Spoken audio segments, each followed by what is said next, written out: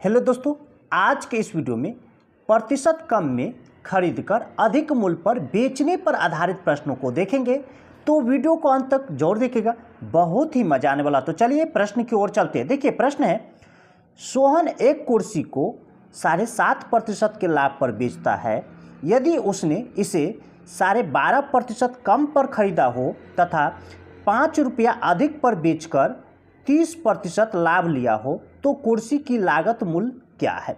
ध्यान से समझिए, यहाँ पर कॉस्ट प्राइस समझिए, मान लेते हैं यहाँ पर 100 रुपया है।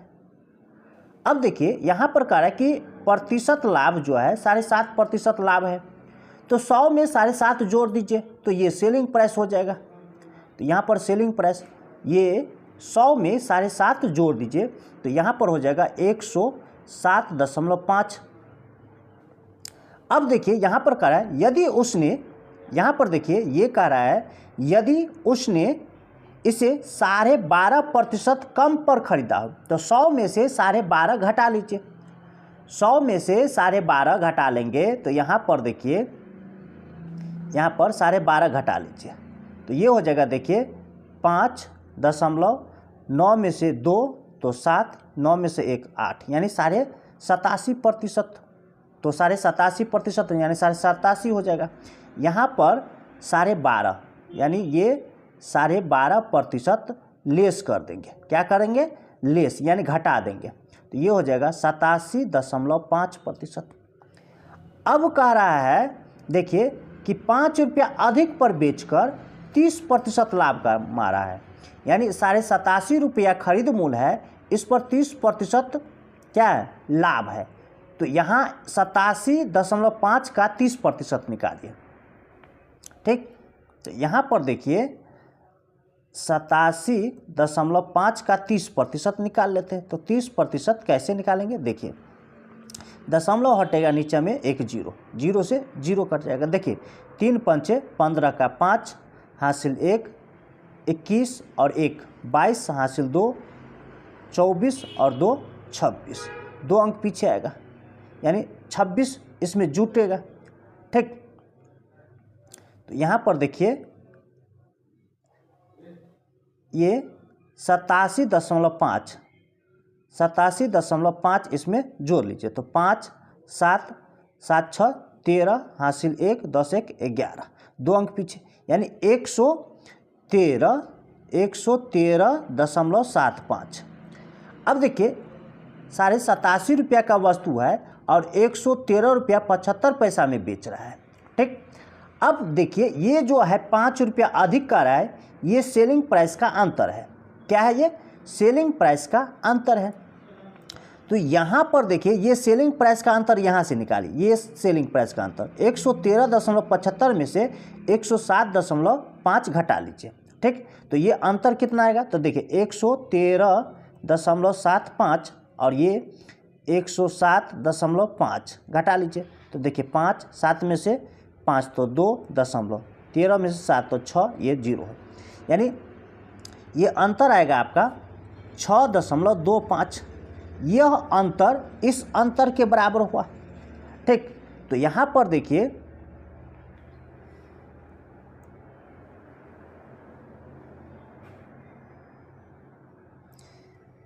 पाँच ऊपर में रखेंगे और ये जो अंतर निकाले हैं 6.25 ये नीचे में रखेंगे। 6.25 हमें क्या निकालना है? यहाँ पर देखिए कॉस्ट प्राइस क्या निकालना है? CP। तो कॉस्ट प्राइस 100 है तो 100 से क्या करना होगा? गुना कर दीजिए। ठीक, ये CP निकल जाएगा, कॉस्ट प्राइस बराबर। देखिए दशमलव हटाएंगे तो 2 अंक पीछे दशमलव है तो 2 जीरो ऊपर लगा दीजिए। अब देखिए 25 दूना 50 यानी 25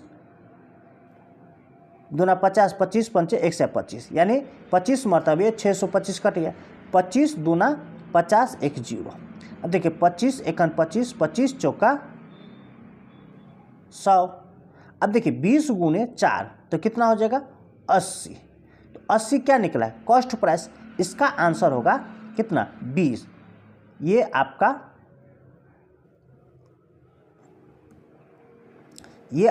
बी आंसर होगा। चलिए अगले प्रश्न की ओर चलते हैं। देखिए प्रश्न है, एक दुकानदार एक वस्तु को 15% के लाभ से बेचता है। यदि वह उस वस्तु को 18 रुपया अधिक से बेचे तो वह 18% लाभ कमा सकता है। वस्तु का लागत मूल्य है। ध्यान से समझिए, यहाँ पर कॉस्ट प्राइस मान लेते हैं 100 रुपया। अब लाभ का रहा है 15%, तो 100 में 15 जोड़ दीजिए तो ये सेलिंग प्राइस आ जाएगा 115। अब देखिए यहाँ पर कॉस्ट प्राइस में कोई परिवर्तन नहीं है, तो यहाँ पर 100 ही रहेगा कॉस्ट प्राइस। अब कह रहा है 18 रुपया अधिक में बेचता है तो 18% लाभ होता है। तो यहाँ पर देखिए ये 100 में 18 जोड़ दीजिए तो 118 हो जाएगा। अब ये दोनों का अंतर कितना है, देखिए घटा लीजिए तो 3, यह 3 18 रुपया के बराबर हो जाएगा। ठीक, तो यहाँ पर समझिए 18 को भाग देना है 3 से। हमें क्या निकालना है, कॉस्ट प्राइस। कॉस्ट प्राइस कितना है 100, तो 100 से क्या करना है, गुना कर दीजिए। देखिए 3 एकम 3, 3 छक 18, 6 गुने 100 बराबर कितना हो जाएगा 600 रुपया। ये कॉस्ट प्राइस आपका 600 आएगा। ये बी आंसर होगा। चलिए अगले प्रश्न की ओर चलते हैं। देखिए प्रश्न है, एक फल विक्रेता एक निश्चित मूल्य पर आम बेचकर 20% लाभ कमाता है। यदि वह प्रत्येक आम पर 1 रुपया ज़्यादा लेता है तो वह 40% लाभ कमाता है। एक आम का विक्रय मूल्य क्या है, ध्यान से समझिए। मान लेते हैं यहाँ पर एक आम का विक्रय मूल्य जो है वह 100 रुपया है, तो सेलिंग प्राइस कितना हो जाएगा। देखिए 20% लाभ कर है तो 100 में 20 जोड़ दीजिए। अब यहाँ पर देखिए क्रय मूल्य में कोई परिवर्तन नहीं है, प्रश्न में क्रय मूल्य में कोई परिवर्तन नहीं, तो क्रय मूल्य तो 100 रुपया ही होगा। अब यहाँ पर देखिए कह रहा है कि 1 रुपया ज़्यादा में बेचता है। देखिए यदि वह प्रत्येक आम पर 1 रुपया ज़्यादा लेता है तो वह 40% क्या करता है, लाभ कमाता है। तो 100 में 40 जोड़ दीजिए तो 140। अब देखिए ये अंतर लीजिए तो कितना, 20 का अंतर हुआ। यह 20 1 रुपया के बराबर हो गया। तो 1 रुपया को ऊपर रखिए और इस 20 से क्या करना है, भाग देना है। हमें क्या निकालना है, देखिए एक आम का विक्रय मूल्य क्या निकालना है, यहाँ पर ध्यान दीजिए, यहाँ पर सेलिंग प्राइस निकालना है। क्या निकालना है, सेलिंग प्राइस। तो सेलिंग प्राइस कौन है यहाँ पर, देखिए यहाँ पर सेलिंग प्राइस ये है, ये पहले वाला। एक फल विक्रेता एक निश्चित मूल्य पर आम बेचकर 20% लाभ कमाता है। तो ये 120 से क्या करना है, गुना करना है। तो 120 से क्या कीजिए, गुना कीजिए। देखिए 20 एकन 20, 20 छक्के 120, यानी ये सेलिंग प्राइस आपका आएगा 20 छक्के 120, यानी ये सेलिंग प्राइस आ गया। यानी एक आम का 6 रुपया दाम हुआ। ये आपका बी आंसर होगा। चलिए अगले प्रश्न की ओर चलते हैं। देखिए एक थोक विक्रेता एक जल शोधक 40% की हानि पर बेचता है। यदि विक्रय मूल्य में 125 रुपया की वृद्धि कर दी जाती है तो थोक विक्रेता को 10% का लाभ होता है। जल शोधक का क्रय मूल्य क्या था, ध्यान से समझिए। यहाँ पर कॉस्ट प्राइस मान लेते हैं 100। अब देखिए यहाँ पर सेलिंग प्राइस, तो यहाँ पर देखिए क्या करें, 40% की हानि होती है। तो 100 में से 40 घटे तो कितना, 60। अब यहाँ पर कॉस्ट प्राइस में कोई परिवर्तन नहीं कर रहा है, देखिए कोई परिवर्तन, तो ये 100 ही होगा। अब कह रहा है कि अगर 125 की वृद्धि कर देता है बिक्री मूल्य में तो 10% का लाभ होता है। तो 100 में 10 जोड़ दीजिए तो 110। अब ये अंतर लीजिए, तो अंतर कितना, 50 का। यह अंतर जो है इस 125 के बराबर हो गया। तो 125 ऊपर में रखना है, 125 ये जो आंकड़ा दिया गया ऊपर में रखिए, और ये अंतर जो आया है 50, इससे भाग दीजिए। हमें क्या निकालना है, देखिए क्रय मूल्य निकाला है। तो क्रय मूल्य ये 100 है, तो 100 से क्या करना होगा, गुना कर दीजिए।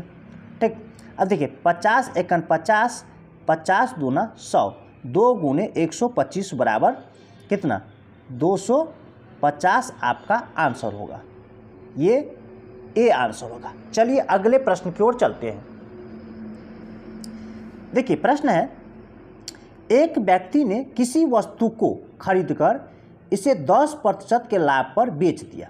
यदि उसने इस वस्तु को 20% कम मूल्य पर खरीदकर 10 रुपया अधिक मूल्य पर बेचा होता तो उसे 40% लाभ प्राप्त होता। वस्तु का क्रय मूल्य निकालना है, यहाँ पर सीपी निकालना है। ध्यान से समझिए, यहाँ पर कॉस्ट प्राइस मान लेते हैं 100 रुपया और सेलिंग प्राइस तब हो जाएगा, यहाँ पर देखिए कह रहा है 10% लाभ, तो 100 में 10 जोड़ दीजिए। अब देखिए यहाँ पर कह रहा है कि वस्तु को 20% कम मूल्य पर खरीदता है, तो कम मूल्य पर, तो 100 का 20% कम करेंगे तो 100 में से 20 घटा लीजिए तो 80 हो जाएगा। फिर भी कह रहा है कि अगर वह 10 रुपया अधिक पर बेचता है तो उसे 40% का लाभ होता है। तो यहाँ पर देखिए ये 40% लाभ निकालिए, 80 का 40%, 80 का 40% लाभ मतलब 100 में 40 जोड़ दीजिए तो 140% इसका निकाल लीजिए, या 80 का 40% निकाल के 80 में जोड़ दीजिए। ठीक, तो यहाँ पर देखिए 0 से 0 कट जाएगा, 0 से 0 कट जाएगा। देखिए 8 चौक 32 का 2 हासिल 3, 8 एकन 8 3 11, 14 8 112, यहाँ पर 112 हुआ।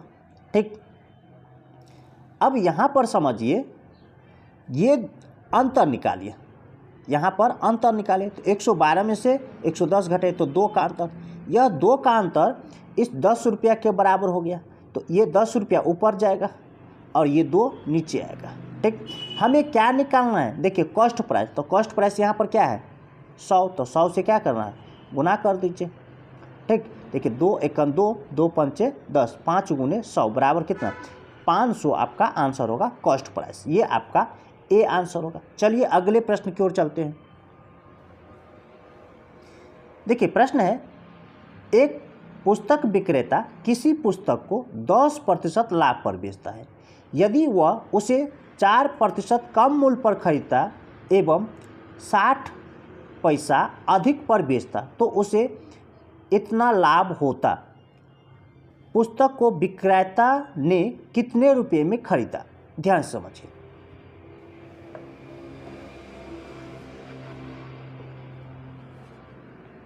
यहाँ पर सबसे पहले कॉस्ट प्राइस मान लेते हैं 100 रुपया।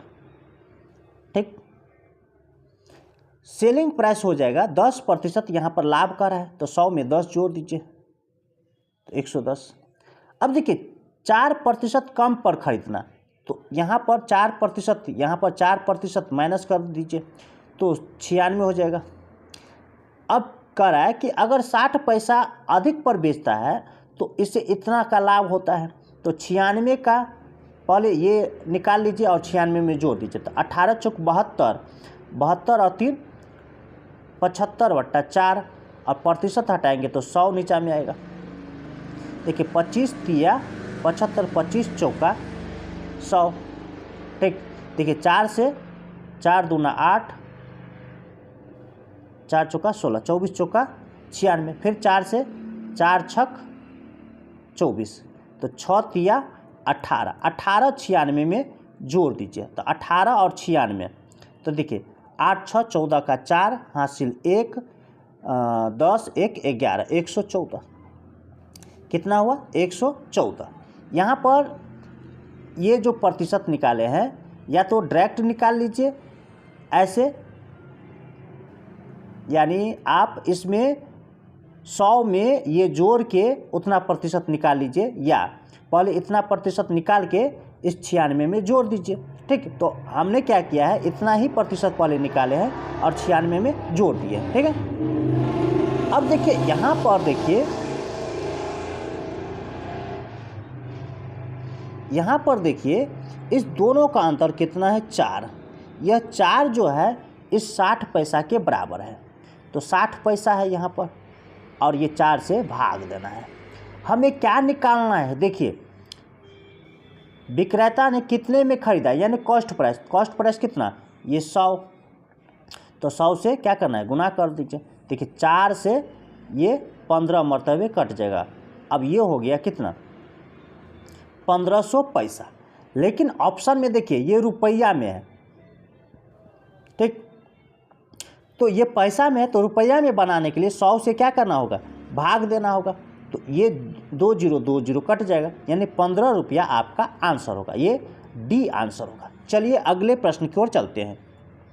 व्यक्ति एक मेज को 37.5% के लाभ पर बेचता है। यदि उसने इसे 12.5% कम पर खरीदा होता और इसे 330 रुपया कम पर बेचा होता तो 10% का लाभ प्राप्त होता। मेज का क्रय मूल्य 1000 से कितने प्रतिशत कम है? ध्यान से समझिए। यहाँ पर कॉस्ट प्राइस मान लेते हैं यहाँ पर 100 रुपया। अब सेलिंग प्राइस की बात करेंगे तो यहाँ पर देखिए ये लाभ है तो इसमें 100 में जोड़ दीजिए तो 137.5 हो जाएगा।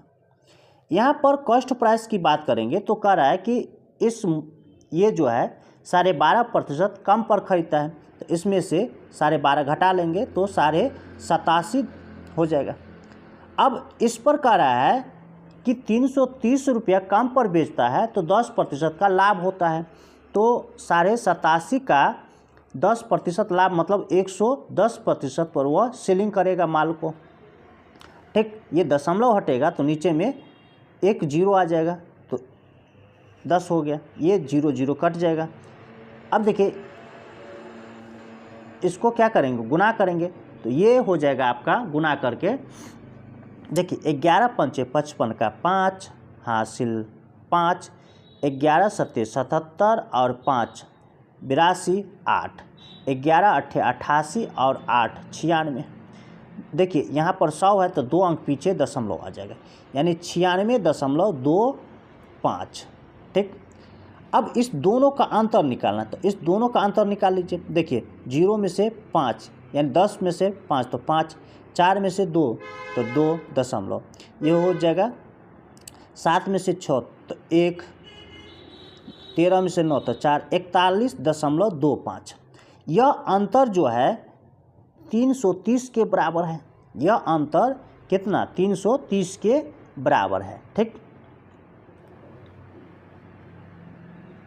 तो यहाँ पर देखिए 330 ऊपर में रखेंगे और ये 41.25। हमें अभी क्या निकालना है, कॉस्ट प्राइस निकालना है। तो कॉस्ट प्राइस कितना है 100, तो 100 से क्या करना है गुना कर दीजिए।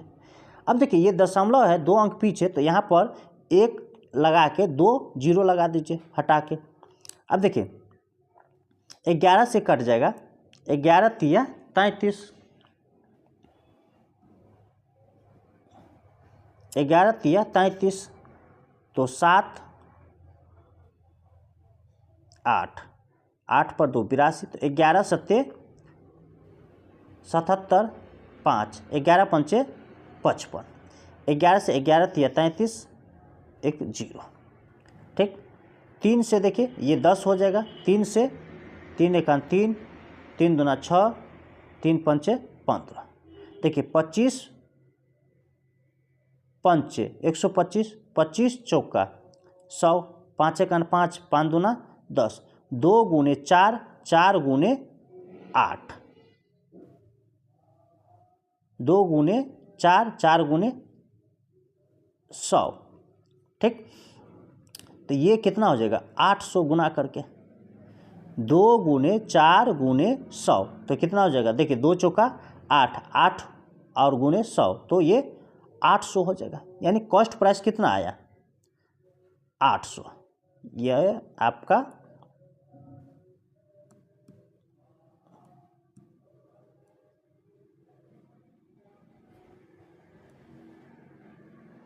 सीपी आया 800।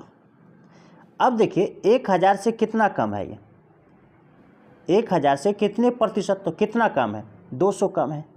1000 में से 800 घटा लीजिए। प्रतिशत में लाना है तो कहाँ से कम कर रहे हैं 1000 से, तो 1000 को नीचे में रखिए और 100 से गुना कर दीजिए, ये प्रतिशत में आएगा। देखिए 2 0 कट गया, 1 0 ये कट गया तो ये हो जाएगा आपका 20%। यही आपका आंसर होगा, ये बी आंसर होगा। चलिए अगले प्रश्न की ओर चलते हैं। देखिए एक रेडियो विक्रेता एक रेडियो को 2.5% के घाटे पर बेचता है। अगर वह 100 रुपया ज़्यादा में बेचता है तो इतना का लाभ होता है। इतना लाभ प्राप्त करने के लिए वह इसको बेचेगा। ध्यान से समझिए, यहाँ पर कॉस्ट प्राइस मान लेते हैं। यहाँ पर कॉस्ट प्राइस, ठीक, यहाँ पर CP मान लेते हैं यहाँ पर 100। अब सेलिंग प्राइस की बात करें तो यहाँ पर देखिए ये प्रतिशत क्या है, घाटे पर बेचता है, तो इतना माइनस करना होगा, तो ये हो जाएगा 97.5 पर सेलिंग प्राइस। घाटा है ना, ये देखिए घाटे पर बेचता है, तो 100 में से 2.5 घटा लीजिए। अब कह रहा है कि अगर 100 रुपया ज़्यादा में बेचता है तो इतना लाभ होता है। ठीक, यहाँ पर देखिए क्रयमूल्य में कोई परिवर्तन नहीं, तो क्रयमूल्य जो है वह 100 रुपया ही होगा। और यहाँ पर देखिए लाभ कह रहा है कितना, 7.5 रुपया, तो 100 में 7.5 जोड़ दीजिए, ये लाभ हो गया। इस दोनों का अंतर निकालिए, इस दोनों का अंतर। ठीक, तो इस दोनों का अंतर निकालेंगे तो कितना हो जाएगा, देखिए 5 में से 5 घटाएंगे, 5 में से 5 घटाएंगे तो 0.7, 7 में से ये 7 घटाएंगे तो 0, और 10 में से 9 तो 1, यानी 10 का, यह 10 जो है इस 100 रुपया के बराबर हो गया।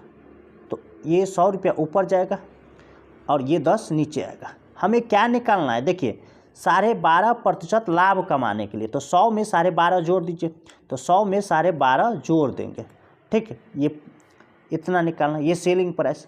अब देखिए यहाँ पर एक ये 0 कट गया, अब इस दोनों को गुना कीजिए तो ये हो जाएगा 1 1 2 5 1 0 आ जाएगा, और एक अंक पीछे दशमलव लगाएंगे तो ये 0 हट जाएगा, तो 11.25 आपका आंसर होगा। ये आपका 11.25 आंसर होगा, ये डी आंसर होगा। इसी तरह का ट्रिक पाने के लिए हमारे चैनल को सब्सक्राइब कीजिए, लाइक कीजिए और अपने दोस्तों के साथ शेयर जरूर कीजिए। फिर मिलता है अगली वीडियो में, तब तक के लिए धन्यवाद।